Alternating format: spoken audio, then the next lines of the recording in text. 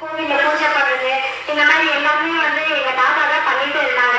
அந்த ஊர்லயே வந்து விழுப்புரம் பக்கத்துலதான் அது ஒரு சின்ன கிராமம் தட்நகர் இருக்கு. அங்கதான் எல்லாமே வந்து பண்ணிட்டு இருந்தாங்க.